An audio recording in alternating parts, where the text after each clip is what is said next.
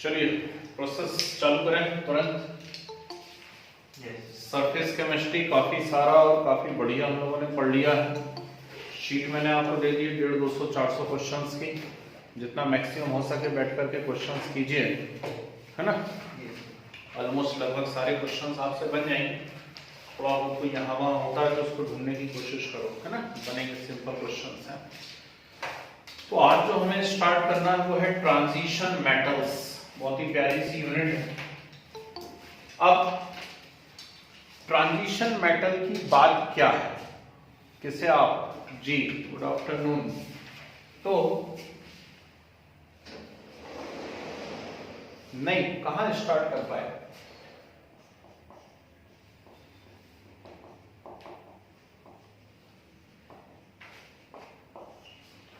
हम अभी स्टार्ट कर ही नहीं पाए ट्रांजिशन मेटल। लास्ट क्लास में सरफेस केमिस्ट्री थोड़ा लंबा खिंच गया था और बीच में उसको ड्रॉप करना भी ठीक नहीं था, है ना। Sir question. कौन सा क्वेश्चन? सर हम ग्रिग्नार्ड रिएजेंट से फॉर्मिक एसिड को बना सकते हैं? ग्रिग्नार्ड रिएजेंट से फॉर्मिक एसिड कार्बन डाइऑक्साइड से करा के देखें क्या एक बार। नहीं बनेगा बेटा। ग्रिग्नार्ड रिएजेंट से फॉर्मिक एसिड नहीं बन पाएगा, है ना। नहीं बन रहा है। हाँ, एक जबरन की प्रोसेस हो सकती है कि हम जबरन उतारू हो जाएंगे। हाँ, ग्रिग्नार्ड से फॉर्मिक एसिड बनाना ही है तो उसकी स्टाइल है मेरे पास। क्या कर सकते हैं हम लोग, बताऊं? देखें, कोई बोले नहीं बन ही सकता है ग्रिग्नार्ड से फॉर्मिक एसिड, तो बना के बता दूं। आप कोई सा भी एमाइन ले लीजिए, मान लीजिए प्राइमरी एमाइन ले लिया और प्राइमरी एमाइन की ग्रिग्नार्ड रिएजेंट से रिएक्शन करवा दी CH3MgCl से। अब CH3MgCl से आप इसकी रिएक्शन करवाएंगे तो ये क्या बन गया, यहाँ पर CH4 बना, CH4 ठीक, मीथेन बन गया। अब आप चेक करिएगा, जब मैं कैटलिस्ट पढ़ा रहा था तो कैटलिस्ट के 2 पॉइंट पढ़ाए थे मैंने, एक एक्टिविटी और एक सेलेक्टिविटी। तो सेलेक्टिविटी के अंदर देखिएगा एक रिएक्शन होगी कि मीथेन का जब ऑक्सीडेशन होता है तो मीथेन के ऑक्सीडेशन से फॉर्मल्डिहाइड बनता है, चेक करना ठीक। सेलेक्टिविटी में रिएक्शन लिखी हुई होगी, ZnO और कॉपर की प्रेजेंस है और मीथेन का ऑक्सीडेशन हो रहा है। मीथेन के ऑक्सीडेशन से क्या बन रहा है, फॉर्मल्डिहाइड, और फॉर्मल्डिहाइड को ऑक्सीडेशन कर दोगे तो क्या बन जाएगा, फॉर्मिक एसिड। ये जबरन की प्रोसेस है, इसे नॉर्मल प्रोसेस नहीं माना जा सकता है, ठीक। हमें सिर्फ आंसर लेके आना था तो हम ले आए, लेकिन इन जनरल ऐसे ग्रिग्नार्ड रिएजेंट से फॉर्मल्डिहाइड नहीं बनाया जा सकता, ये बात ध्यान रखना, ठीक है। चलिए, और कुछ, और कोई क्वेश्चन? ठीक, बढ़े हम आगे। चलिए, तो वापस से आ जाते हैं हम लोग, ट्रांजिशन मेटल स्टार्ट करते हैं। बहुत ही प्यारी सी यूनिट है, कोशिश करेंगे अगली क्लास में खत्म हो ही जाए। थोड़ा सा स्पीड में लेकर के चलूंगा, फटाफट कैच करते जाना, ऐसे करके बैठना। 2 क्लास की जी। तो डी ब्लॉक है ना, डी ब्लॉक के बाद फिर एफ ब्लॉक। Yes sir. तो मैं अभी डी ब्लॉक की बात कर रहा हूँ, ट्रांजिशन मेटल की बात कर रहा हूँ, ठीक है। सुनिए, तो ट्रांजिशन मेटल, अब बोल ही दिया, इन्होंने पूछ लिया, पीछे बैठे हुए हैं तो मैंने इनसे कहा डी ब्लॉक। किसकी बात कर रहे हैं हम, डी ब्लॉक की बात कर रहे हैं। और मुझे उम्मीद है कि आप लोगों ने 11th क्लास के अंदर पीरियोडिक टेबल बहुत अच्छे से पढ़ा होगा। यदि पीरियोडिक टेबल आपने पढ़ा हुआ है तो आपको तुरंत मालूम है कि यहाँ पर है एस ब्लॉक और यहाँ पर है पी ब्लॉक, और इनके बीच में नीचे कौन आते हैं, डी ब्लॉक आते हैं। Yes sir. तो यूनिट शुरू होते से ही बड़ा इंपॉर्टेंट क्वेश्चन हो रहा है कि व्हाई कॉल्ड ट्रांजिशन मेटल्स, या ट्रांजिशन का मीनिंग क्या है, ट्रांजिशन मेटल हम इनको कह क्यों रहे हैं, ठीक है ना। काफी सारे रीजनिंग टाइप के क्वेश्चन आते हैं इस यूनिट में। तो ट्रांजिशन मेटल, बिल्कुल सही बात है, एस से पी, बिल्कुल सही बोल रहे हैं। एक्चुअली क्या हो रहा है कि इस तरफ है एस ब्लॉक मेटल्स, और एस ब्लॉक के जो मेटल्स होते हैं ये हाईली इलेक्ट्रोपॉजिटिव होते हैं। हाईली इलेक्ट्रोपॉजिटिव होते हैं, ये आयोनिक कंपाउंड्स बनाया करते हैं, तो ये इलेक्ट्रोपॉजिटिव होते हैं और कैसे कंपाउंड बनाते हैं, आयोनिक कंपाउंड। जबकि इस तरफ है पी ब्लॉक के एलिमेंट, और पी ब्लॉक के एलिमेंट मोस्टली इलेक्ट्रोनेगेटिव होते हैं, इलेक्ट्रोनेगेटिव होते हैं और ये कोवैलेंट कोऑर्डिनेट कंपाउंड बनाया करते हैं। Yes sir. ठीक है, कोवैलेंट कोऑर्डिनेट कंपाउंड बनाया करते हैं कौन, पी ब्लॉक के एलिमेंट। Yes sir. तो ये जो बीच में डी ब्लॉक वाले आ रहे हैं ये कभी आयोनिक कंपाउंड बनाते हैं, कभी कोवैलेंट कोऑर्डिनेट कंपाउंड बनाते हैं, मतलब इनकी प्रॉपर्टी कभी एस ब्लॉक जैसी हो जाती है और कभी किसके जैसी हो जाती है, पी ब्लॉक जैसी हो जाती है। मतलब इनकी प्रॉपर्टी में क्या होता है, वेरिएशन होता है, चेंज होता है, और उसी के लिए एक और टर्म हम यूज करते हैं, ट्रांजिशन होता है। ठीक, तो चेंज इन प्रॉपर्टीज या variation in properties also known as transition in property. कभी इनकी प्रॉपर्टी एस ब्लॉक जैसी है, कभी इनकी प्रॉपर्टी पी ब्लॉक जैसी है। इसीलिए ठीक इस ट्रांजिशन के कारण ही इस ब्लॉक को पूरे के पूरे को क्या नाम दिया गया, ट्रांजिशन मेटल नाम दिया गया। और ये बात समझ ठीक है ना। अब ट्रांजिशन मेटल्स की पुरानी वाली डेफिनेशन क्या थी? ट्रांजिशन मेटल्स की पुरानी वाली डेफिनेशन थी, all the metals having unpaired d orbitals या half filled d orbitals are known as what, transition metals. जिनमें भी d ऑर्बिटल्स में हाफ फिल्ड ऑर्बिटल अवेलेबल हो d सब शेल में, या अनपेयर्ड इलेक्ट्रॉन्स अवेलेबल हो, उन सभी को पुरानी डेफिनेशन के अकॉर्डिंग क्या कहा जाता था, ट्रांजिशन मेटल्स कहा जाता था। ये क्वेश्चन बन गया दूसरा। पहला क्वेश्चन बन गया कि ट्रांजिशन मेटल क्यों कहते हैं, सेकंड क्वेश्चन बन गया कि पुरानी डेफिनेशन क्या थी। तो पुरानी डेफिनेशन थी जिनके अंदर भी क्या है, d ऑर्बिटल्स हैं, और उन d ऑर्बिटल्स के अंदर क्या है, अनपेयर्ड इलेक्ट्रॉन्स हैं या हाफ फिल्ड ऑर्बिटल हैं, उन्हें क्या कहा गया था, ट्रांजिशन मेटल्स कहा गया था। पर एक गड़बड़ है, यदि आप बोल रहे हैं कि हाफ फिल्ड d ऑर्बिटल है और उन्हीं को हम ट्रांजिशन मेटल कहेंगे, तो फिर गड़बड़ आती है इसमें जिंक, कैडमियम एंड मरकरी।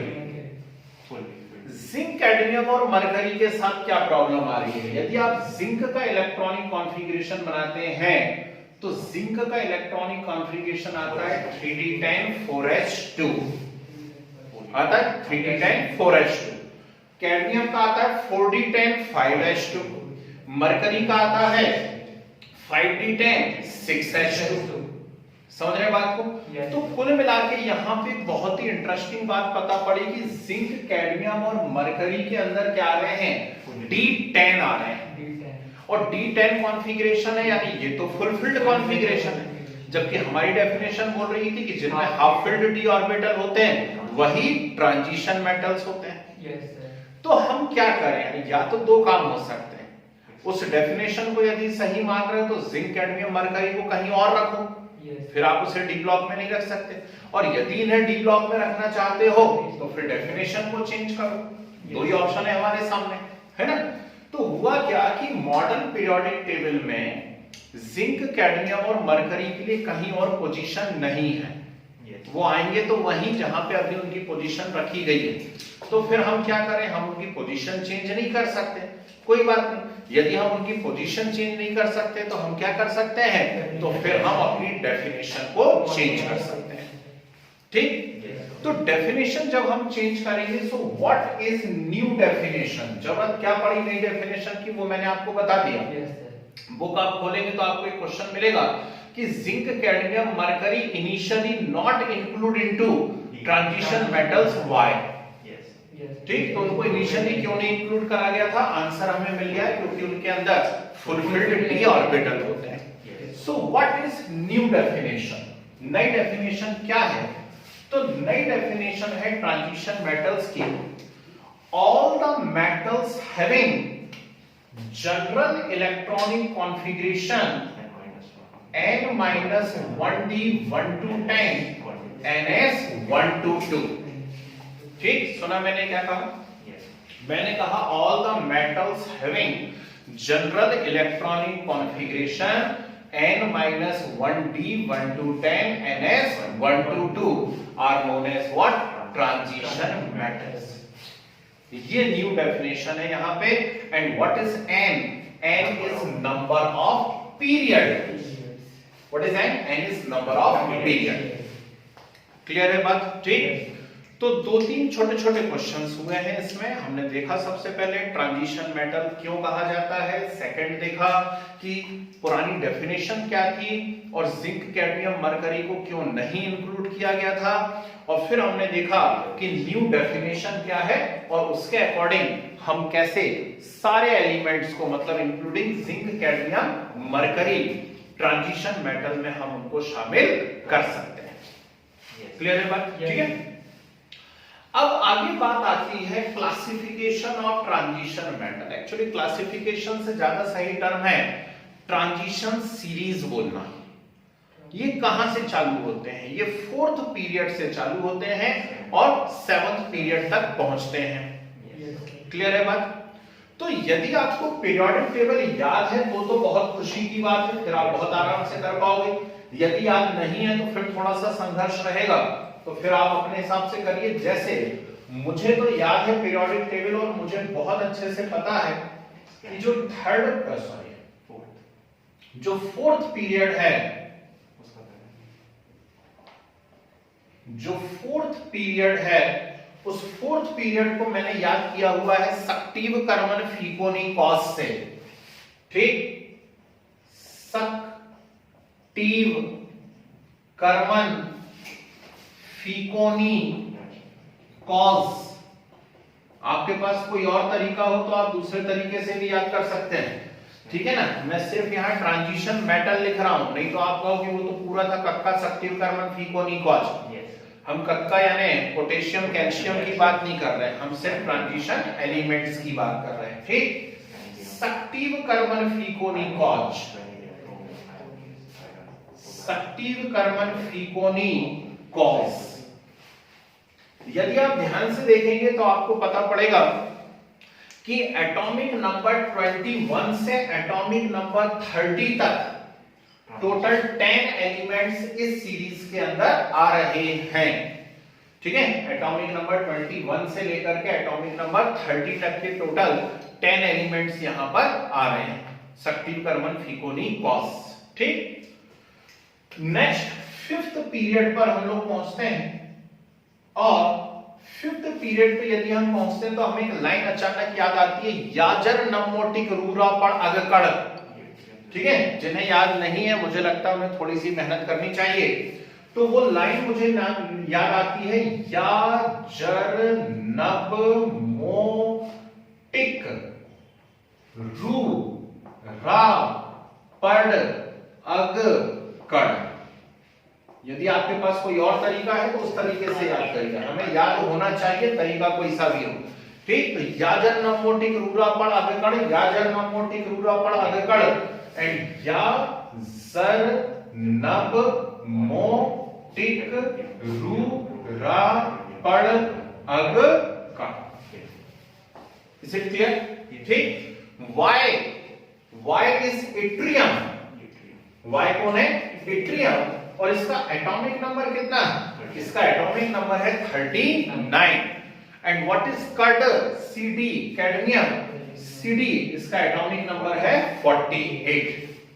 समझ रहे बात को? ठीक, अगेन 10 एलिमेंट्स यहां पर आए हैं, ये कहलाती है सेकेंड ट्रांजिशन सीरीज, और ये किस पीरियड में होती है? 5th पीरियड में होती है। ठीक, ये सब क्वेश्चंस हैं, है ना, हम 1 मिनट भी अपना खराब नहीं करेंगे। सब क्वेश्चंस और इंपॉर्टेंट क्वेश्चन है कि फर्स्ट ट्रांजिशन सीरीज में कौन कौन से एलिमेंट हैं, सेकंड ट्रांजिशन सीरीज में कौन कौन से एलिमेंट हैं। ठीक है, first transition series 4th period में आई है, second transition series 5th period में आई है। ठीक है, नेक्स्ट यदि मैं आगे बढ़ता हूं तो यहां पे मुझे मिलती है 6th पीरियड, और 6th पीरियड की लाइन मुझे अचानक याद आनी चाहिए, ला हफ्ता वरी सिरपट उज। ठीक, मालूम नहीं आप लोगों को याद है नहीं है, मुझे तो बहुत अच्छे से याद है। ला हफ्ता वरी उस एर पट और उज। ठीक, तो ला हफ्तावरी उस सिरपट उज, व्हाट इज ला? ला इज LA, लेंथेनम। हफ्ता वरी उस एर पट, एंड व्हाट इज उज? It is gold and mercury. ठीक, उज के अंदर हमने दो एलिमेंट को इन्वॉल्व करा हुआ था, एक था गोल्ड एंड मरकरी, दूसरा। ठीक, ला La लैंथेनम, इसका एटॉमिक नंबर होता है 57। ठीक, 57। तो अगला आ जाता है HF हाफनियम, और इसका एटॉमिक नंबर होता है 72। तो बड़ा ही मजा आता है देख करके कि यहाँ पे बीच में 14 एलिमेंट्स गायब दिख रहे हैं, और ये बीच के 14 एलिमेंट्स आएंगे F ब्लॉक में। ठीक, लैंथेनम La के बाद के हैं, इसलिए उनको लैंथेनाइट सीरीज कहा जाएगा आज से तीसरी क्लास के अंदर, है ना। लैंथेनाइट सीरीज के वो एलिमेंट होंगे। तो यहाँ 57 है, ये 72। गोल्ड का हमें मालूम होना चाहिए 79 होता है, तो मरकरी का कितना होगा 80। ठीक, तो वापस से एलिमेंट तो 10 ही है यहाँ पर, है ना, एलिमेंट तो 10 ही है यहाँ पर। ठीक, लेकिन थोड़ा सा बीच में स्प्लिट हो गया है, कंटिन्यूटी में नहीं है कि लैंथेनम के बाद के सीधे सीधे 10 एलिमेंट्स नहीं है, लैंथेनम है और फिर हाफनियम से लेकर के मरकरी तक टोटल कितने एलिमेंट्स हो गए यहाँ पे 10 एलिमेंट्स हो गए। ठीक है, लास्ट 7th पीरियड आता है, और 7th पीरियड में आप कुछ कह नहीं सकते, आप चाहे तो पूरे नए नए एलिमेंट भी लिख सकते हैं वहां पे, और या फिर हम जैसा याद कर सकते थे वैसा लिख सकते हैं। अकौहा से हमने याद किया हुआ था। ठीक, ये था एक्टिनियम, ये था कुर्चोवियम, ये था हेनियम। कुर्चोवियम Ku जो है उसको आजकल RF लिखा हुआ भी मिलता है बुक के अंदर, रदरफोर्डियम RF, या फिर UNQ लिखा हुआ मिलता है, अननिलिप क्वाडियम। क्या नाम मिलता है? अननिलिप क्वाडियम। ठीक है, तो ये तो अब मेरे 12th में बताने वाली बात ही नहीं है, सबको मालूम है। एटॉमिक नंबर 100 के ऊपर जितने भी एलिमेंट हैं उनके हम IUPAC नेम बना सकते हैं। ठीक है ना, तो जैसे कि 105 आएगा यहाँ पे, अनिल पेंटियम, अनिल हेक्सियम, अनिल सेप्टियम, अनिल ऑक्टियम, है ना, ये इनके नाम और सिंबल हम बना सकते हैं। तो AC यहाँ पे नजर आ रहा है, AC एक्टिनियम है और इसका एटॉमिक नंबर है 89। और अगला जो एलिमेंट मुझे नजर आ रहा है वो है RF रदरफोर्डियम, और रदरफोर्डियम का एटॉमिक नंबर है 104 और ये यहाँ पे 105। क्लियर है बात? ठीक, ये AC 89 है और एक्टिनियम के बाद के 14 एलिमेंट्स एक्टिनाइट सीरीज में चले जाएंगे, और उस एक्टिनाइट सीरीज को भी हम F ब्लॉक सीरीज कहा करते हैं। तो दो F ब्लॉक सीरीज बनेंगे, एक लेंथेनाइट सीरीज और एक एक्टिनियम सीरीज है, एक्टिनाइट सीरीज अर्थापा यूनप्पू अमसम बक्सा फिस्फम मडनोलर। करेंगे याद, खूब मजा आएगा उसको याद करने में। ठीक है, तो ये हुई भाई 4 ट्रांजिशन सीरीज। ठीक, इसे फर्स्ट ट्रांजिशन सीरीज कहा जाता है, याद रखेंगे। ये फर्स्ट ट्रांजिशन सीरीज है। इस फर्स्ट ट्रांजिशन सीरीज के लिए n इज इक्वल टू कितना है 4, और यदि n इक्वल टू 4 है तो जल्दी से बोलिए जनरल इलेक्ट्रॉनिक कॉन्फ़िगरेशन क्या होगा? 3d 1 to 10 and 4s 1 to 2। बोलो हाँ। ठीक, यहाँ पे n की जगह आपको नंबर ऑफ पीरियड रखना है सिर्फ। तो 4th पीरियड में जितने भी एलिमेंट है सबके लिए n की जगह 4 रख दीजिए। 4 - 1 हो जाएगा 3, तो 3d 1 to 10 and 4s 1 to 2।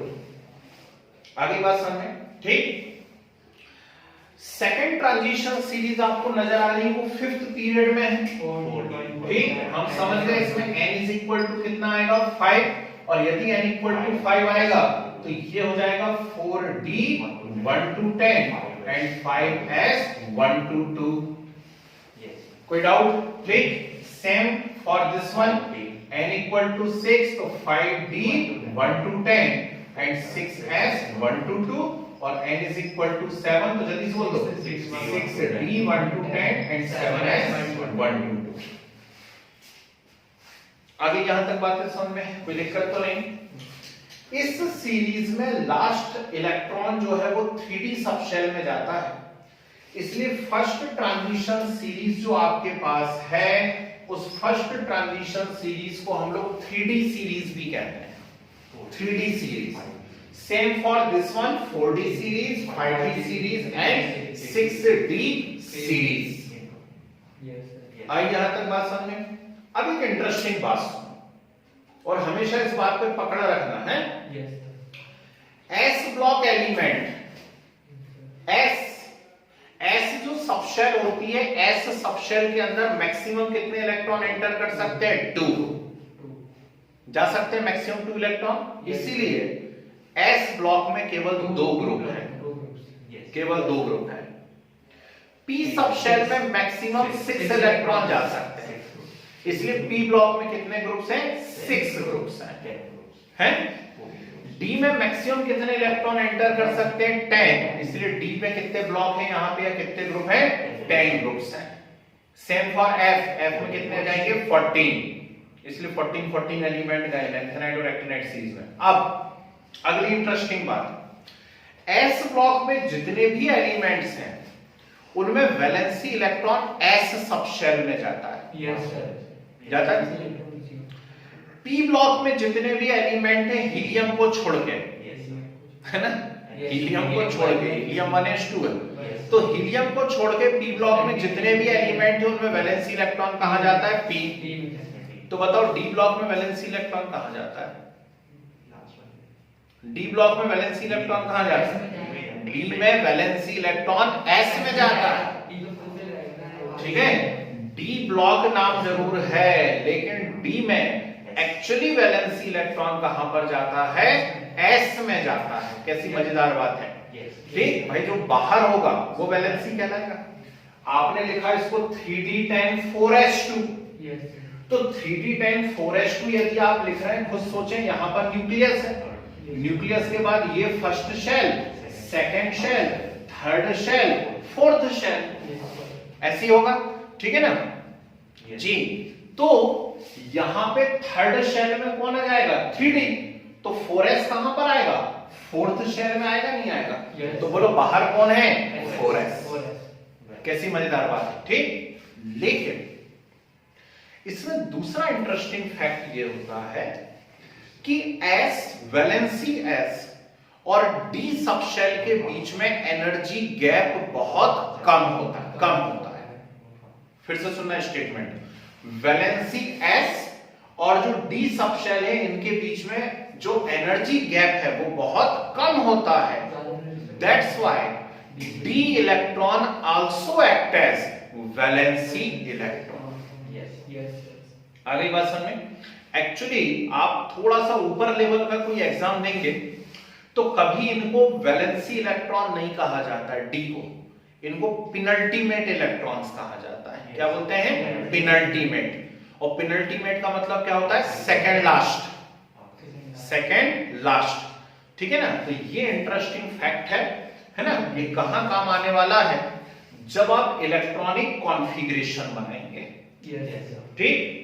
इसमें याद रखिएगा एक जनरल ट्रेंड, हमने ऑफ-बॉ प्रिंसिपल पढ़ा हुआ है, लेकिन बीच में आपको बहुत सारे एलिमेंट ऐसे नजर आएंगे जिनके इलेक्ट्रॉनिक कॉन्फ़िगरेशन एक्सेप्शनल रहेंगे, ठीक। वो नॉर्मल ऑफ-बॉ प्रिंसिपल को फॉलो नहीं करते।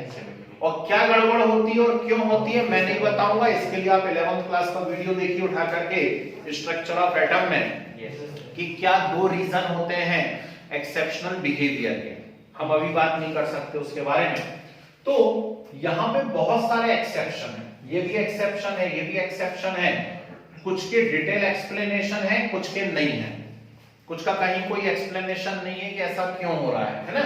तो मेरी सलाह है आपको कि इनके कम से कम आप इलेक्ट्रॉनिक कॉन्फ़िगरेशन अलग से बना लेंगे, जिनके ऊपर मैंने डॉट लगा दिए, ठीक है। अभी चैप्टर शुरू हो रहा है और इतने सारे क्वेश्चन हमारे सामने आने लगे। पता चला उन्होंने हमसे उठा करके सिल्वर का इलेक्ट्रॉनिक कॉन्फ़िगरेशन पूछ लिया, तो हमें समझ में आना चाहिए कि सिल्वर का क्या बनेगा, है ना। अब दूसरी बात ध्यान से देखिए, मैंने अभी अभी कहा कि एस ब्लॉक को 2 ग्रुप्स में बांटा गया है, फर्स्ट ग्रुप और सेकंड ग्रुप। उनके जो पुराने नाम थे वो थे first A and second A. P block को 6 ग्रुप में बांटा गया है, 13 से लेकर के 18 तक, और उनके जो पुराने नाम थे वो थे third A, third B, sorry third A, fourth A, fifth A, sixth A, seventh A and 0 group. तो बी को कितने ग्रुप में बांटा गया? 10 जो है ना, उनको कितने में बांटा गया, याद आ रहा है किसी को? D D, very good. चलिए आंसर आ गया है, तो बाकी लोगों को भी बता देता हूं। फर्स्ट बी से लेकर के 8th बी तक बांटा गया है। कहां से कहां तक बांटा गया है? फर्स्ट बी से लेकर के 8th बी तक। फर्स्ट बी कहां आता है? चलो जिसको याद आ रहा है जल्दी से चीख के बताओ। फर्स्ट बी आता है बेटा 11th ग्रुप। कौन सा ग्रुप है? 11th group. यहां देखिए फर्स्ट ग्रुप और सेकंड ग्रुप इस तरफ आ गए एस ब्लॉक, 13 से लेकर के 18 तक उस तरफ चले गए पी ब्लॉक। तो ये जो बीच में आ रहे हैं ये है थर्ड, 3, 4, 5, 6, 7, 8, 9, 10, 11, 12। समझ गए बात को? ठीक है ना, ये ग्रुप्स होते हैं, याद तो करना पड़ेगा बेटा। अब आप इससे जो है काम चोरी नहीं कर सकते, अब तो याद करना पड़ेगा। तो ये यहां पर आ गए पूरे के पूरे आपके। अब दूसरा इंटरेस्टिंग फैक्ट देखना कि इसमें जो 11th ग्रुप नजर आ रहा है हमें, 11th ग्रुप में 3 चीजें आ रही हैं, copper, silver, gold. 11th group में नजर आ रहा है कॉपर, सिल्वर, गोल्ड। आपकी बुक में ऐसा चार्ट बना के दिया हुआ होगा, ठीक? तो चार्ट में भी बना सकता हूं, लेकिन फिर अपनी ट्रिक थोड़ी सी गड़बड़ दिखने लगेगी, इसलिए नहीं लाइन खींच रहा हूं। लाइन खींचने में क्या 2 मिनट तो लगेंगे, है ना? तो कॉपर, सिल्वर, गोल्ड, ये तीनों एक्चुअली 11th ग्रुप में होते हैं। और 11th ग्रुप को पहले क्या कहा जाता था? First B, first B. और इसमें जो 3 मेटल्स आ रही हैं उन्हें क्वाइनेज मेटल्स कहा जाता है। क्या कहा जाता है? क्वाइनेज मेटल्स कहा जाता है। इनसे क्या बनाए जाते थे? सिक्के बनाए जाते थे, क्वाइंस बनाए जाते थे। अगली बात समझ में। फिर zinc, cadmium, mercury. Zinc, cadmium, mercury second B में आ रहा है। Zinc, cadmium, mercury second B में आ रहा है। और इन तीनों के फुलफिल्ड इलेक्ट्रॉनिक कॉन्फ़िगरेशन है। फुलफिल्ड इलेक्ट्रॉनिक कॉन्फ़िगरेशन होने से क्या होता है? जो ऑर्बिटल के बीच में ओवरलैपिंग होनी रहती वो ओवरलैपिंग हो नहीं पाती, क्योंकि सारे फुलफिल्ड हैं। तो ऑर्बिटल के बीच में कहीं कोई ओवरलैपिंग नहीं हो पाती है। और ऑर्बिटल के बीच में जब ओवरलैपिंग नहीं हो पाती है तो इनके बीच में जो मेटेलिक बॉन्ड्स बनते हैं वो मेटेलिक बॉन्ड बहुत वीक हो जाते हैं। और मेटेलिक बॉन्ड वीक होने के कारण ये मेटल सॉफ्ट हो जाती हैं। इनके मेल्टिंग बॉइलिंग पॉइंट कैसे हो जाते हैं? कम। ठीक? और बेस्ट एग्जांपल मरकरी आपके सामने है ही, ठीक है ना? मरकरी बहुत ही सॉफ्ट मेटल और इतना सॉफ्ट है कि नॉर्मल टेम्परेचर पे वो किस स्टेट में है? मोल्टन स्टेट में। अगली बात समझें। तो इससे हमें एक कंसेप्ट और क्लियर हुआ कि मेटेलिक बॉन्ड बनने के लिए कहीं ना कहीं अनपेयर्ड इलेक्ट्रॉन्स का होना या हाफ फिल्ड ऑर्बिटल्स का होना जरूरी है। क्लियर है बात? ठीक। तो यहां मैं नोट करके आता हूं, ये आता है third B, fourth B, fifth B, sixth B, seventh B, और जल्दी बोलो, इन तीनों को मिलाकर के, इन तीनों को मिलाकर के कहा जाता है 8th बी। ठीक। 8th बी का जरा दूसरा नाम बताना कोई। 8th बी का कोई और नाम भी है? हाँ जी, iron family. Very good. 8th B का एक और नाम है आयरन फैमिली। ठीक है, परमानेंट मैग्नेट बनाने में इनका यूज होता है ना? इस फैमिली का यूज परमानेंट मैग्नेट और भी बहुत सारे अलॉय वगैरह बनाने में यूज होता है। तो ये है भाई इंट्रोडक्शन ट्रांजिशन मेटल्स का। ठीक, यहीं पे ढेर सारे क्वेश्चंस छिपे हुए हैं। ट्रांजिशन सीरीज के मेंबर्स पूछे जा सकते हैं। ठीक, एटॉमिक नंबर पूछे जा सकते हैं, कहां से कहां तक है। उनके इलेक्ट्रॉनिक कॉन्फ़िगरेशन पूछे जा सकते हैं, ठीक है ना, और बाकी इसके पहले जो मैंने क्वेश्चंस बताए थे वो पूछे जा सकते हैं। क्लियर है बात? अब हम बात करेंगे प्रॉपर्टीज ऑफ ट्रांजिशन मेटल की, और गिनी चुनी 9 से 10 प्रॉपर्टी हैं केवल, ठीक, जैसे coloured compound formation, catalytic property, interstitial compound, alloy formation, oxidation state, atomic radius, ionisation energy, है ना, रिडक्शन पोटेंशियल, मतलब गिनी चुनी 9-10 प्रॉपर्टी है। और मजे की बात यह है कि लगभग सभी प्रॉपर्टीज का आंसर एक ही होता है, मिलता जुलता थोड़ा सा, that is presence of half filled d orbitals, ठीक है ना। लैंग्वेज में थोड़ा सा अंतर जरूर आएगा, लेकिन सबके पीछे रीजन एक ही रहेगा, कोई सी भी प्रॉपर्टी क्यों ना हो। तो अब हम क्या करने जा रहे हैं, सबसे पहले ये जितना जो कुछ मैंने बोर्ड पे आपको एक्सप्लेन किया इसके नोट्स बनाएंगे हम, और इसके बाद हम डायरेक्ट बात करेंगे प्रॉपर्टीज ऑफ ट्रांजिशन मेटल्स, ठीक है। चलिए, चैप्टर का नाम है ट्रांजिशन मेटल्स। लिखें elements from third to 12th group, elements from third to 12th group in modern periodic table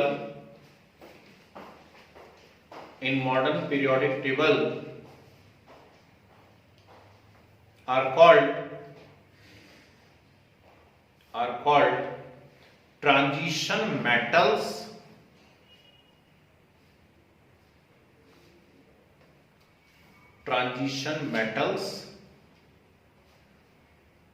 arrow बना के लिखिए। These elements are present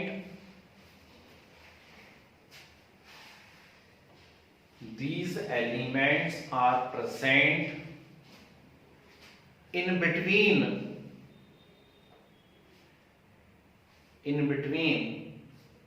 highly electropositive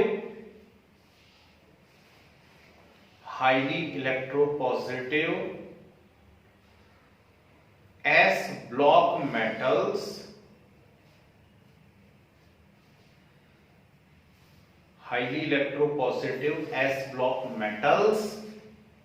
small bracket में लिखिए, which form ionic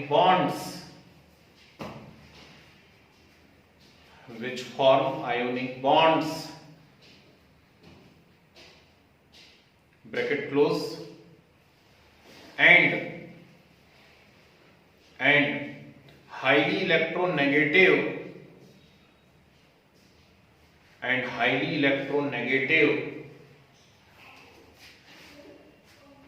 p block elements, highly electronegative p block elements,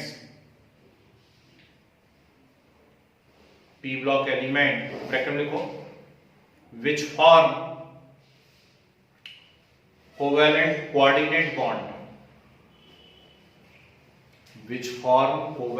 coordinate bond,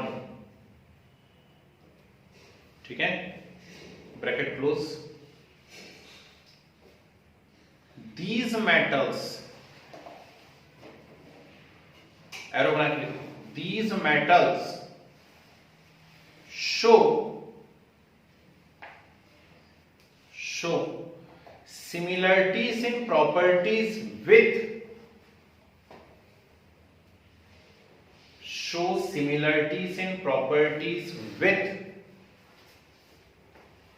both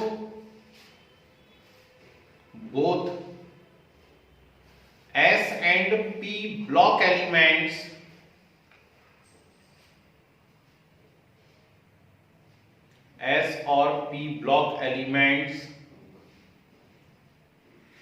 or show variation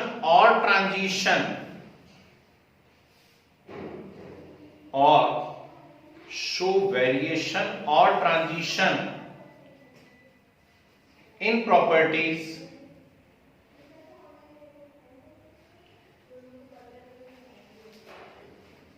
ji audible आ रही show variation और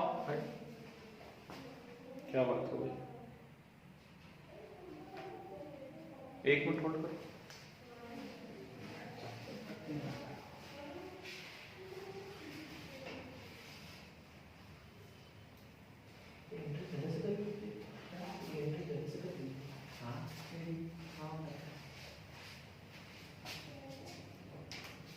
clear है भाई, नहीं है, क्या बात हो गई?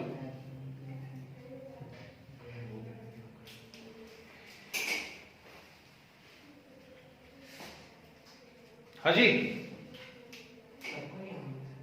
क्या यस सर, अब क्लियर है सर। वो आयोनिक बॉन्ड्स के बाद आयोनिक बॉन्ड के बाद से नहीं लिखा है।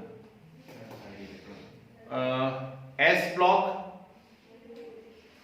Metals, highly electropositive s block metals, bracket में लिखा form ionic bond and bracket close, and highly electronegative p block elements,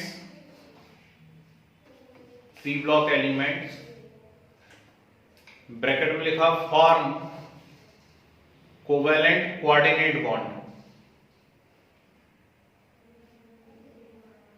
ठीक है, फॉर्म कोवेलेंट कोऑर्डिनेट बॉन्ड। तो एरो बना के लिखा the properties of these metals, ये element is similar to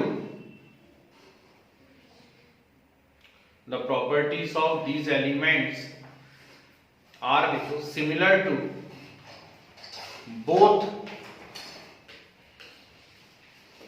S and P block elements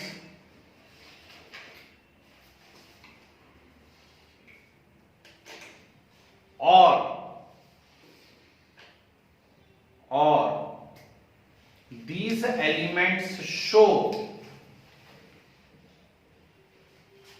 these elements show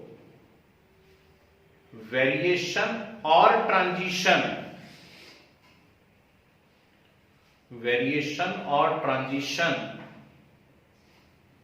in properties, show variation or transition in properties between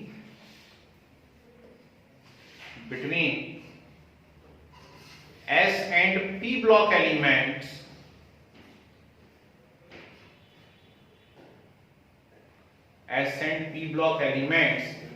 that's why called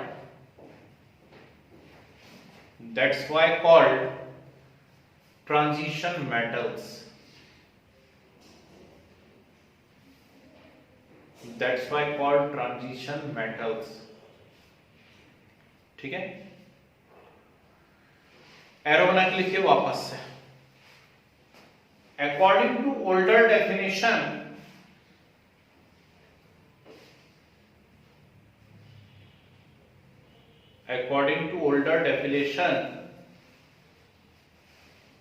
all the metals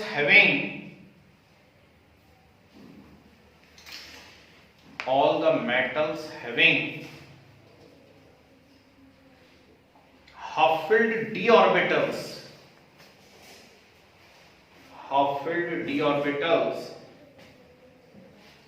were called transition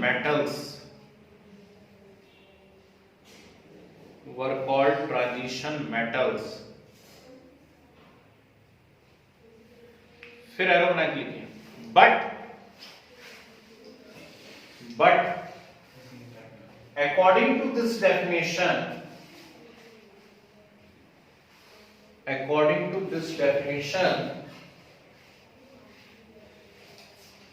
zinc, cadmium and mercury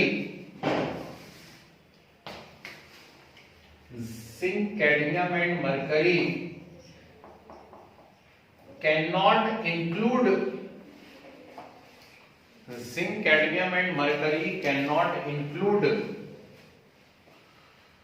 into transition metal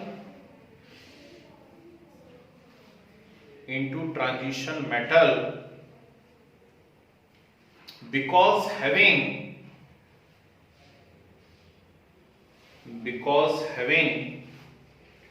fulfilled d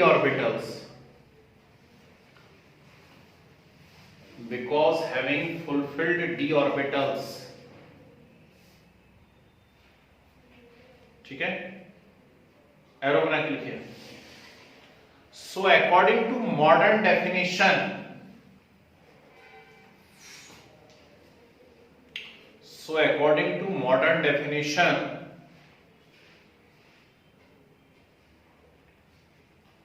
all the metals having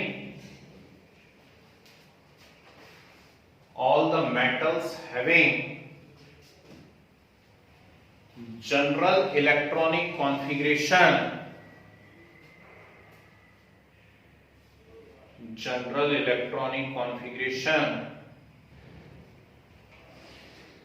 n minus 1d 1 to 10,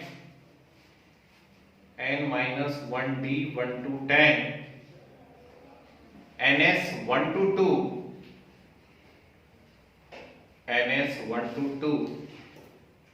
are called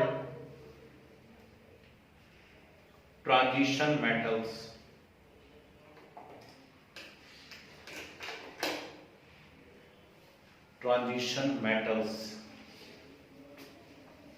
ठीक है, arrow बना के लिखिए। Transition metals classified into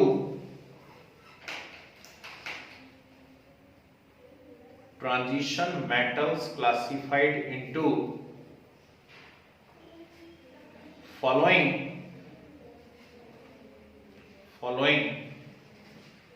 four series.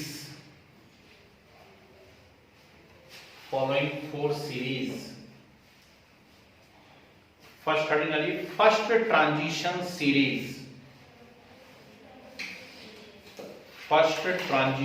series.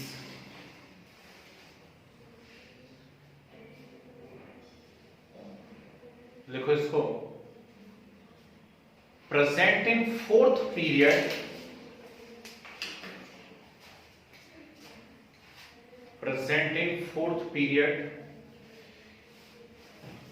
consist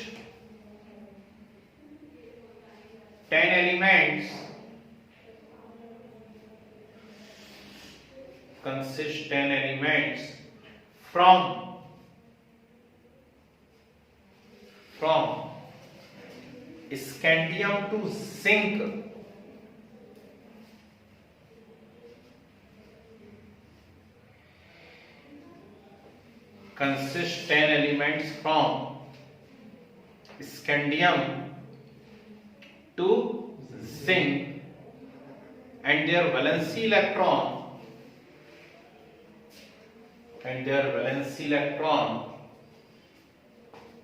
enter into 3D subshell,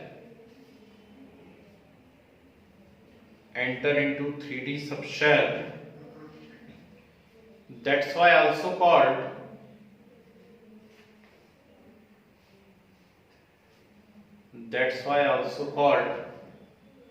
members of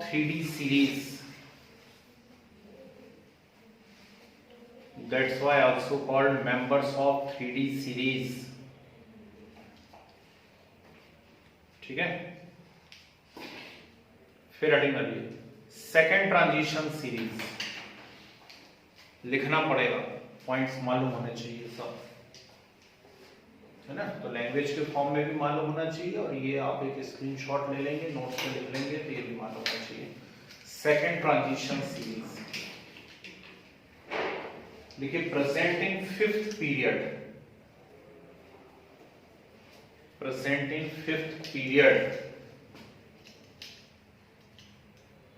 consist 10 elements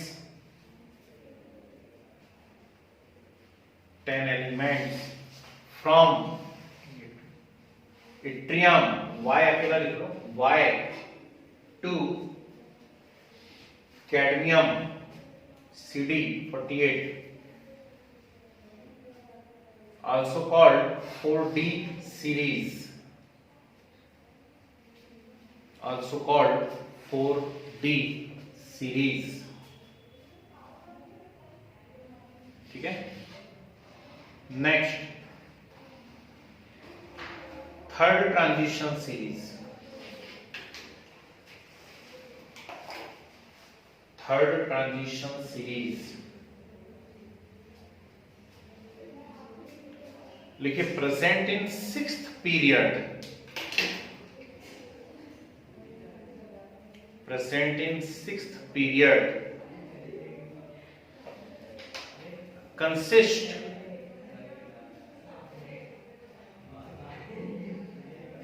lanthanum, lanthanum and then hafnium to mercury, and then hafnium to mercury, total 10 elements, total 10 elements, also called 5D series, 5D series.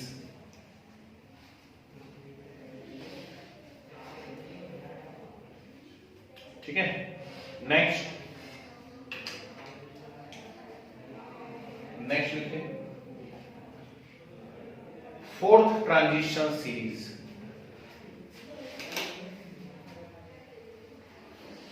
लिखना present in seventh period,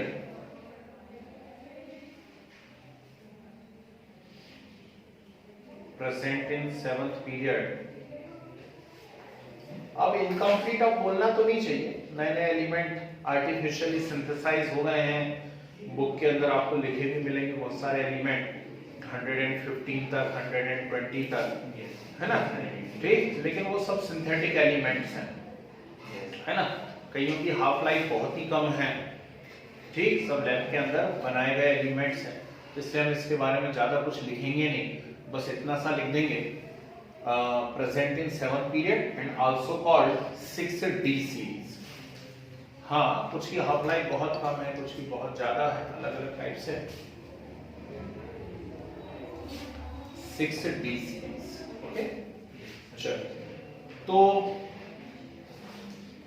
यदि आपके पास व्यवस्था है तो screenshot ले लें, photo ले लें इसका, है ना, और यदि लगता है 5 मिनट के अंदर लिख सकते हैं तो 5 मिनट के अंदर लिख के खत्म ही कर दीजिए, जैसा लगे, बहुत ज्यादा टाइम ना लगे, जिससे हम प्रॉपर्टीज को डिस्कस कर पाए। ठीक है, इसमें ढेर सारे क्वेश्चंस छिपे हुए हैं, इसलिए चार्ट याद होना तो बहुत जरूरी है। सक्टिव कर्मन फीको निकॉज या जन्म मोटी पूरा पड़कड़,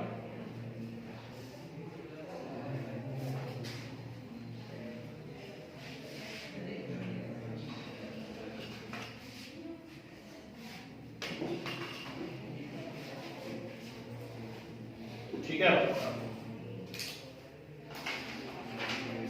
ये लो, मैं भी खड़े हो जाता हूँ इससे,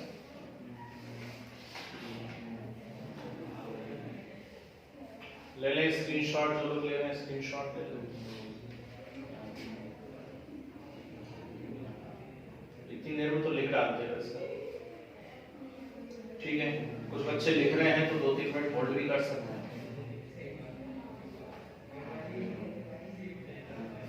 कर दो वापस से पीछे,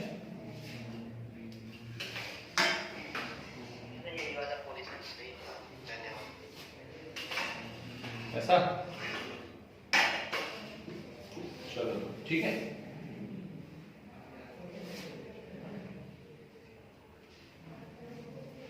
और पीछे कर दें,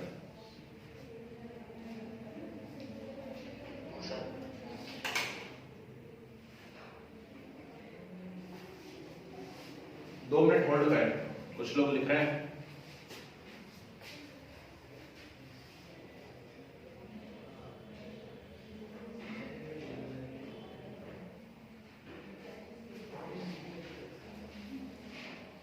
यहां रखा रहेगा ना तो बार बार क्या है, वो ऑटो फोकस करेगा, जहां रखा था उसको वहीं कर देते हैं, मेरी आंखें उस पर पड़ना जरूरी है।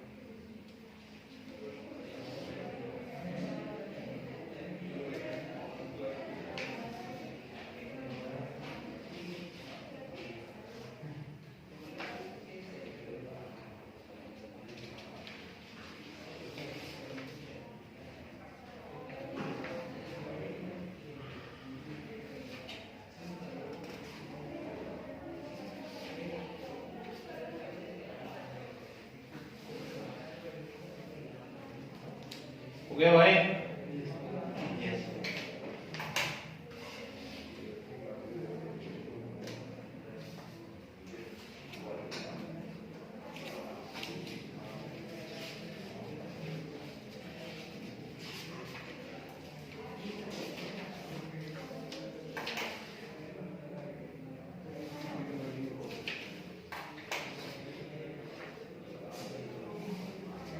चलिए डालिए भाई।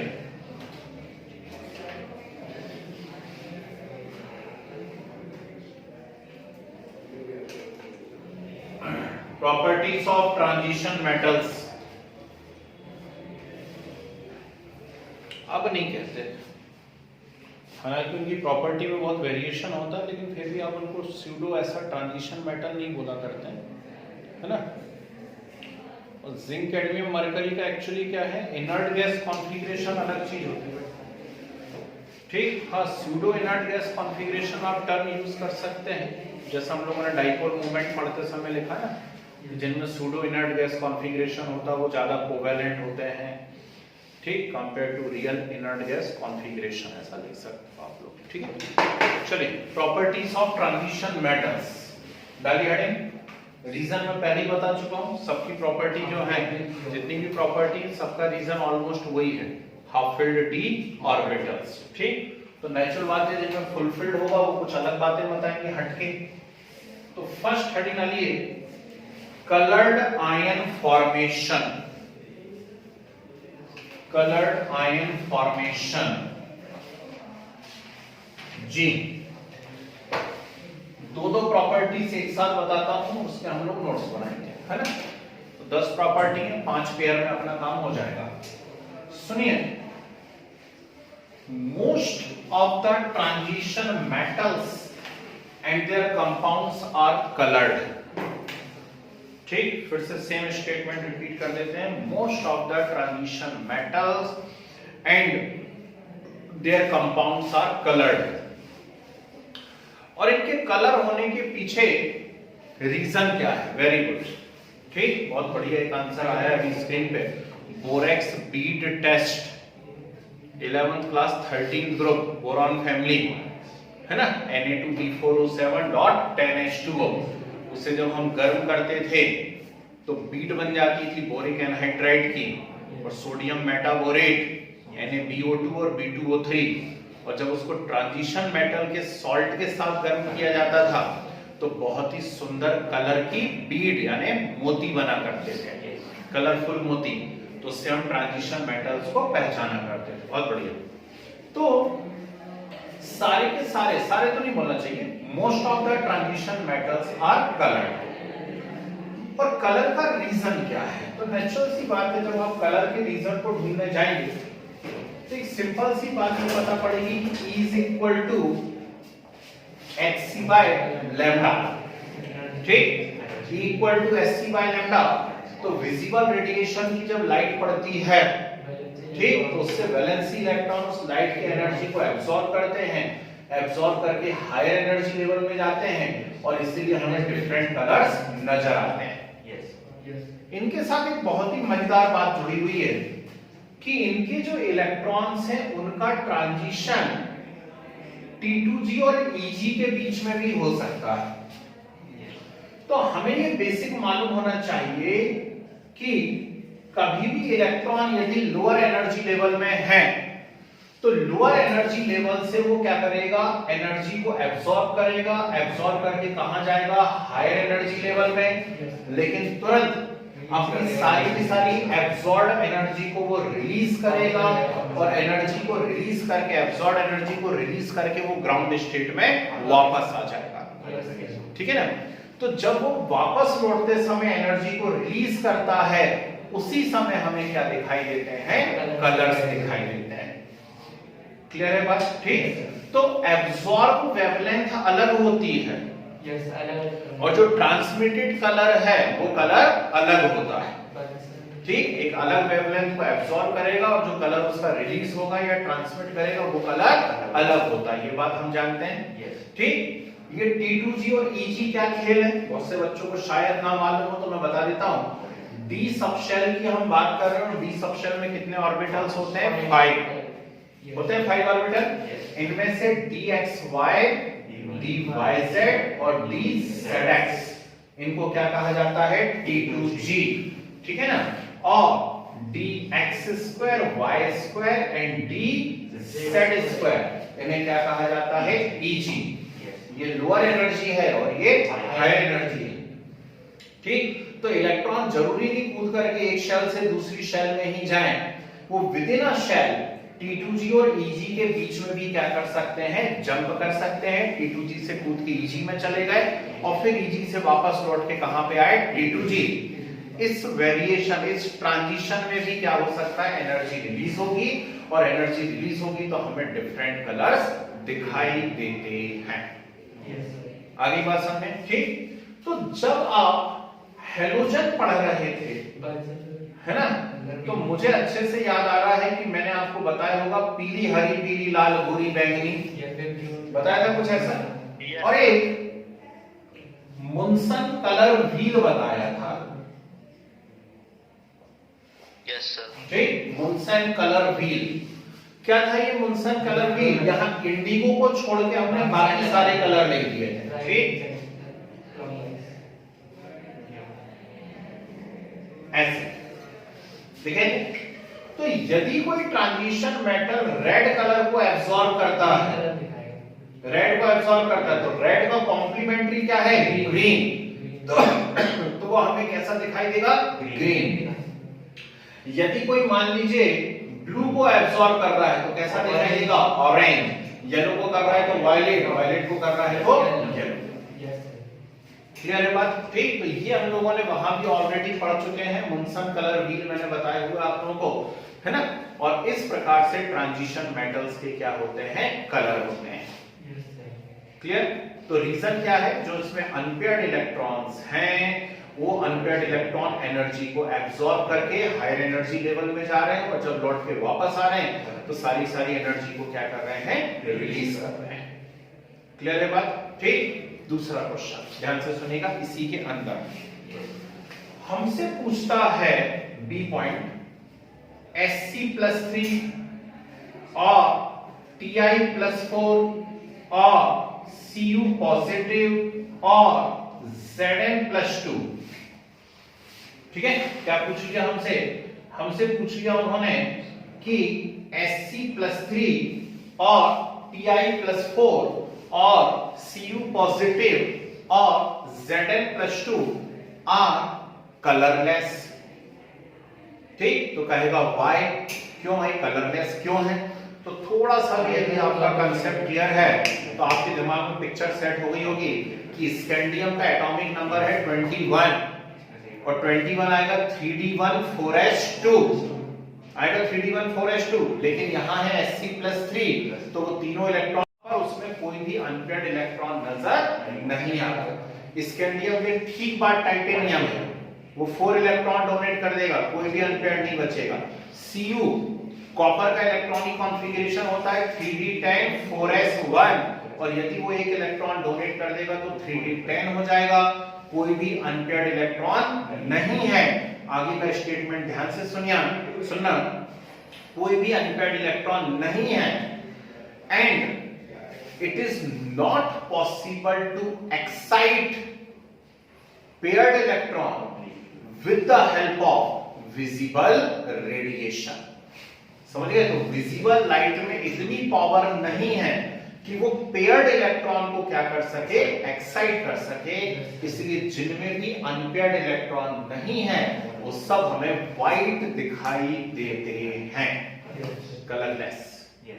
ये दूसरा क्वेश्चन बन गया कलर के अंदर ही। आइए अपनी बात समझ में, ठीक है ना। चलिए अब एक प्रॉपर्टी और बताता हूं, दो प्रॉपर्टी के नोट्स बनेंगे, है ना। सेकंड प्रॉपर्टी यहां पर आती है मैग्नेटिक बिहेवियर। जी, तो जब हम लोग टर्म 1 की फर्स्ट यूनिट पढ़ रहे थे, नाम था उसका सॉलिड स्टेट।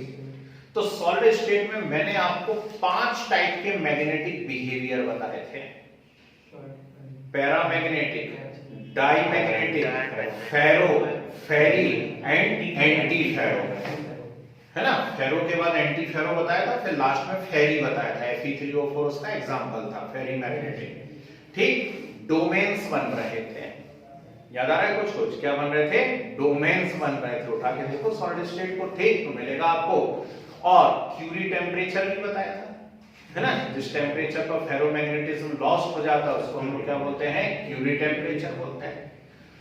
तो ये जितनी भी टाइप के मैग्नेटिक बिहेवियर हैं, चाहे पैरा हो, डाई हो, फेरो हो, एंटी फेरो हो, फेरी हो, all type of magnetic behavior actually depends on magnetic moment। किस पे डिपेंड करते हैं, मैग्नेटिक मोमेंट पे डिपेंड करते हैं। और मैग्नेटिक मोमेंट खुद किस पे डिपेंड करता है, हाँ, The number of unpaired electron। Very good, ठीक। मैग्नेटिक मोमेंट डिपेंड करता है नंबर ऑफ अनपेयर्ड इलेक्ट्रॉन्स पर। आ रही बात समझ में, ठीक। What is n, small n, small n है नंबर ऑफ अनपेयर्ड इलेक्ट्रॉन्स, ठीक है। BM, what is BM, BM is Bohr magneton. BM क्या है यहाँ पे, Bohr magneton, it is unit of magnetic moment. ठीक, कहीं फिजिक्स में आप पढ़ते होंगे मैग्नेटिज्म में 1 pm, ठीक। बोलना फार्मूला, पीएम का फार्मूला क्या होता है फिजिक्स में, EH/4πmc, ठीक है, ये होता है पीएम का फार्मूला, बोहर मैग्नेटॉन EH/4πmc। क्या वैल्यू होती है इसकी,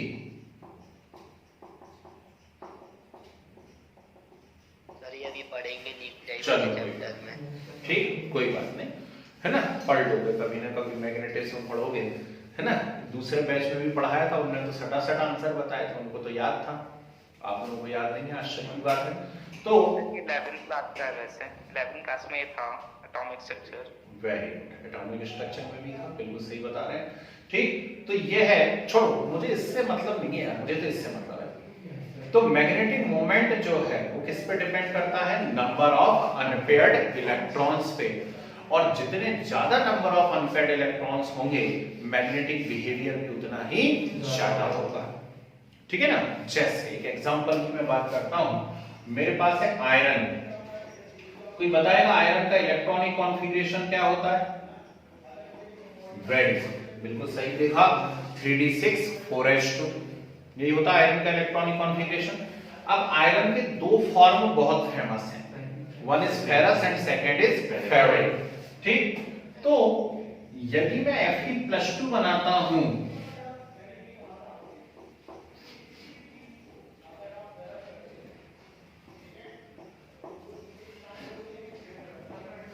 तो यह है Fe+2 है, ठीक। और Fe+3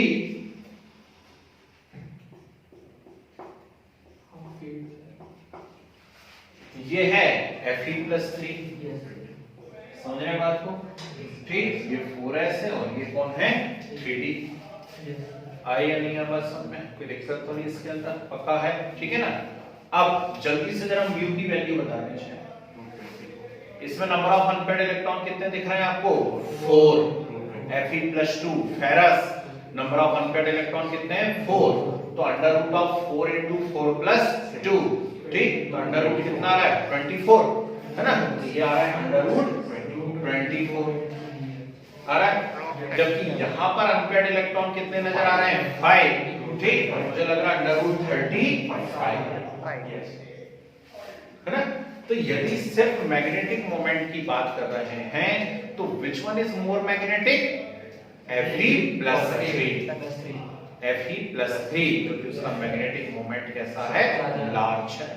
आगे बात समझे, फेरिक ज्यादा होगा, फेरस कैसा होगा, कम होगा, समझ गए। क्वेश्चन कैसे आएंगे वो समझ गए, ठीक। पूछ लेगा मैग्नेटिक बिहेवियर किस पे डिपेंड कर रहा है, या कोई भी आपको आयन दे देगा और उसका आपसे पूछ लेगा कि मैग्नेटिक मोमेंट कितना है, तो आप इस रिलेशन से सॉल्व कर सकते हैं।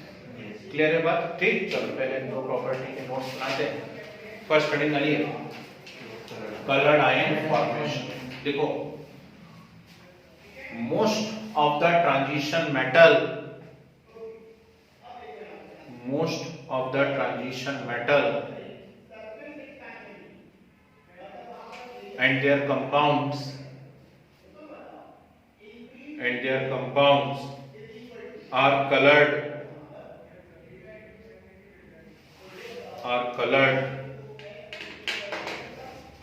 ठीक है, एरो बना के लिखिए, color is due to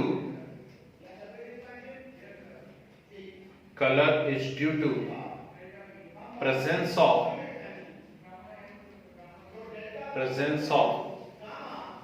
half-filled d orbitals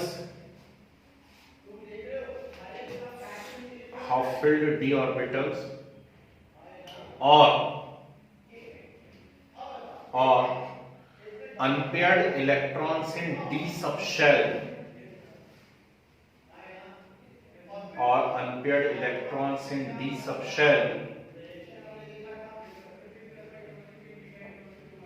which can absorb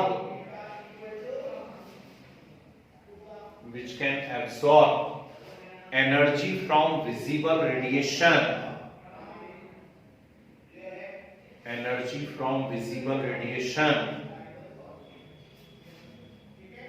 and can jump into higher energy state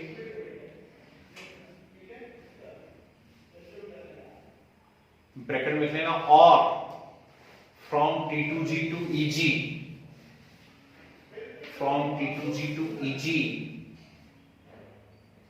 क्या फुल फॉर्म थे? ट्रिपली डीजनरेटेड ऑर्बिटल, और EG का फुल फॉर्म क्या होता है? Doubly degenerate orbital. डीजनरेटेड मतलब सेम एनर्जी। हाँ जी सर, एनर्जी स्टेट और फ्रॉम के बाद from lower to higher energy state, bracket में बोला, और from T2G to EG, bracket close, and when return back to ground state emit all the absorbed energy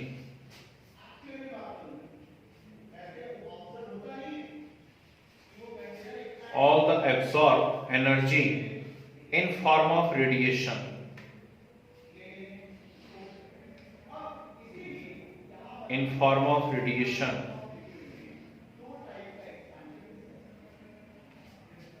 ठीक है, एरो का साइन बना के लिखिए, the absorbed color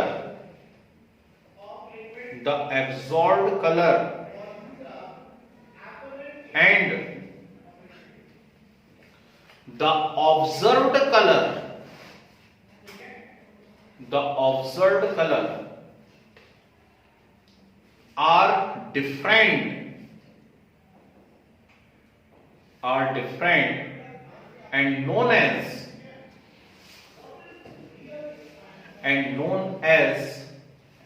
complementary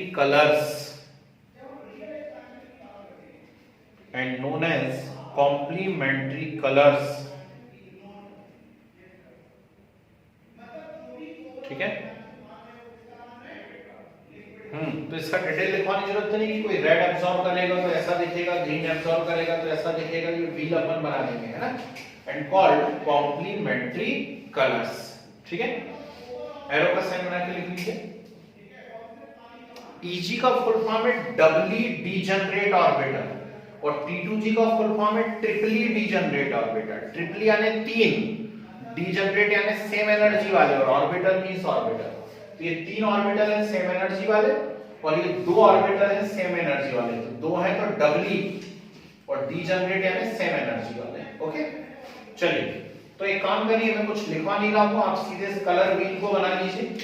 Munson colour wheel इसको कहते हैं, और इसकी हेल्प से हमें क्या पता पड़ते हैं? कॉम्प्लीमेंट्री कलर्स पता पड़ते हैं, ठीक है।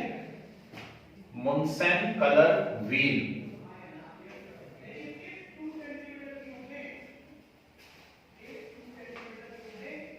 बन गया?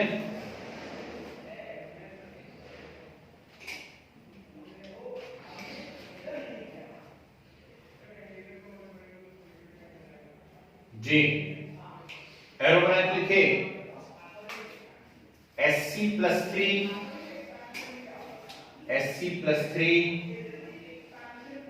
Ti+4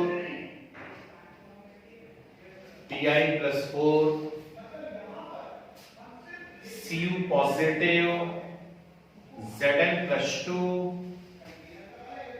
और भी एग्जांपल हो सकते हैं, कुछ के नेचर में लिख रहे हैं। R colorless because consist no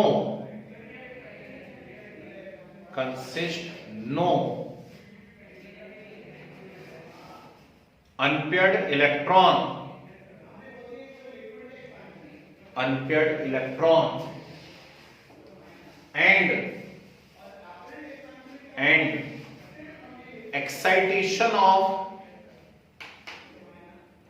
excitation of paired electrons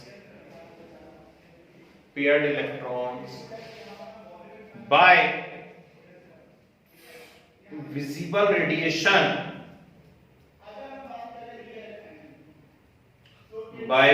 radiation is not possible,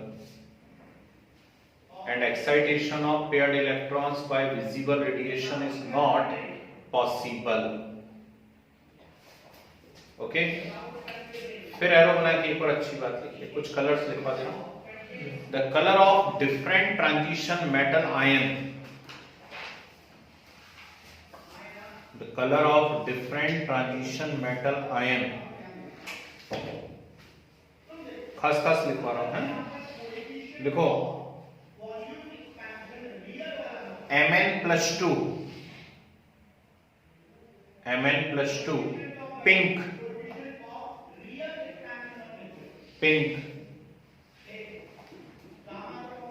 Cr+3 violet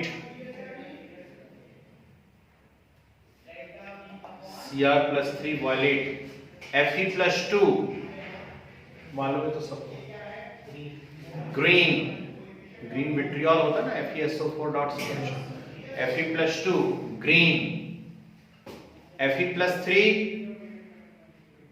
yellow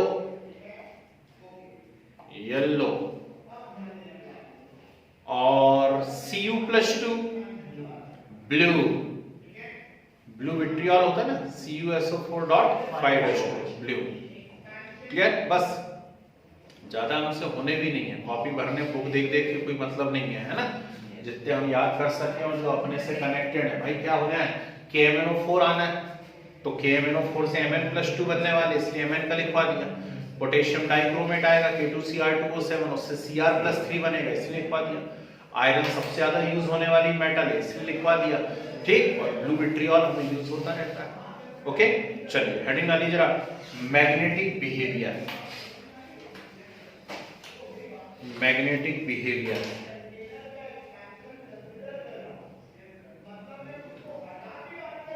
लिखे transition metals show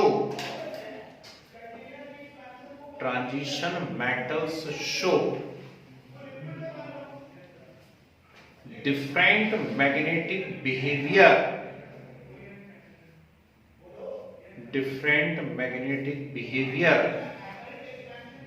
such as number डाल के लिखना ABCD करके, पैरामैग्नेटिक,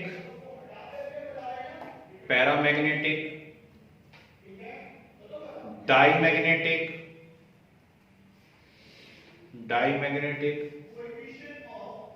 फेरोमैग्नेटिक,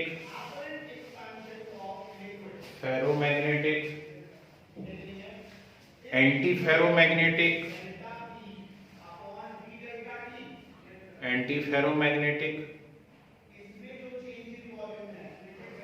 एंड फेरीमैग्नेटिक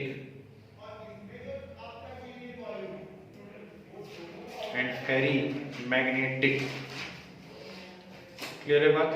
ठीक है ना, एरो बना करके लिखो नीचे की लाइन से। The magnetic behaviour depends on, the magnetic behaviour depends on magnetic moment, magnetic moment and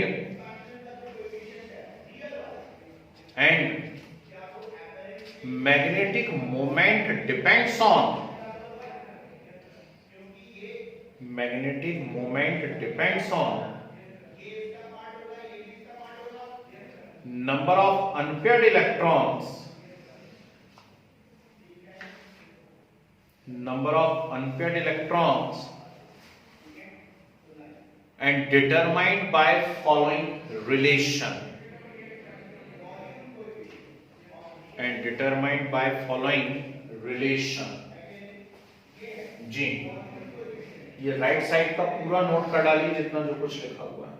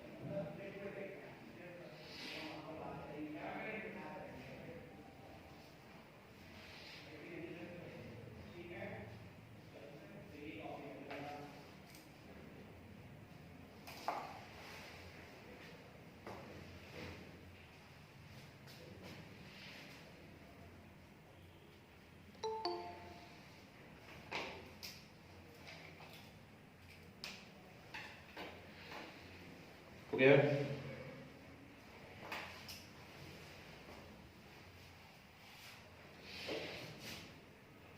जी, अब नेक्स्ट प्रॉपर्टी आएगी जिससे हम बात करते हैं कैटालिटिक प्रॉपर्टी की।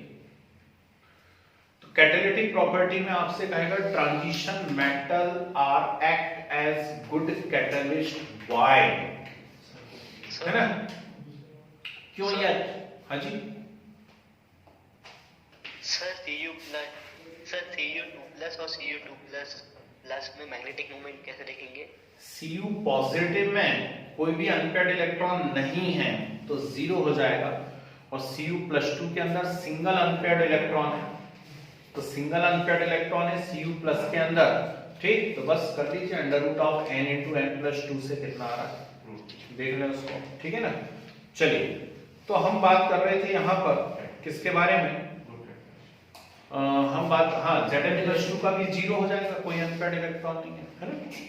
तो कैटालिटिक प्रॉपर्टी के बारे में बात कर रहे थे। तो क्वेश्चन आता है कि transition metal used as good catalyst why? क्या रीजन है कि ये कैटलिस्ट जैसा यूज हो रहा है ना? ठीक है ना? तो हाँ, gas can absorb, transition metal, उल्टा बोलो, transition metal can absorb gases. तो कैटलिस्ट जैसा यूज होने के पीछे रीजन क्या है? ये देखा ना रीजन क्या? ठीक, वैकेंट डी ऑर्बिटल है या तो इनके अंदर, या फिर हाफ फिल्ड डी ऑर्बिटल है। तो वैकेंट डी ऑर्बिटल है तो ये क्या कर रहे हैं? अपने साथ फ्री सरफेस प्रोवाइड करवा रहे हैं। ठीक, आकर के चीजें एब्सॉर्ब हो जाए। हाफ फिल्ड यदि है तो भी एक प्रकार से क्या कर रहे हैं? ये फ्री सरफेस प्रोवाइड करवा रहे हैं कि इनसे आकर के क्या करेंगे? बॉन्ड बना लेंगे, और बॉन्ड बना करके क्या बना लेंगे? इंटरमीडिएट कंपाउंड बना लेंगे। ठीक, तो हमारी दोनों थ्योरी सेटिस्फाई हो रही हैं, जो एडसॉर्प्शन थ्योरी पढ़ी है और साथ में इंटरमीडिएट कंपाउंड थ्योरी। तो ये इंटरमीडिएट कंपाउंड बनाने के लिए भी सरफेस प्रोवाइड करवाते हैं, और एडसॉर्प्शन के लिए भी क्या करते हैं? सरफेस प्रोवाइड करवाते हैं। That's why used as good catalyst. अरे ये बात समझ में? ठीक है ना? तो नोट्स आज नहीं बन पाएंगे, है ना? नोट्स इसके हम लोग नेक्स्ट क्लास में बना लेते हैं, और फिर अब सीधे सीधे प्रॉपर्टी डिस्कस करना है, तो फटाफट पढ़ के खत्म करेंगे इनको अपन। क्लियर है बात? ठीक है ना? तो चलिए बाकी बातें हम लोग नेक्स्ट क्लास में देखते हैं, इसके आगे की कहानी। ओके, ठीक है।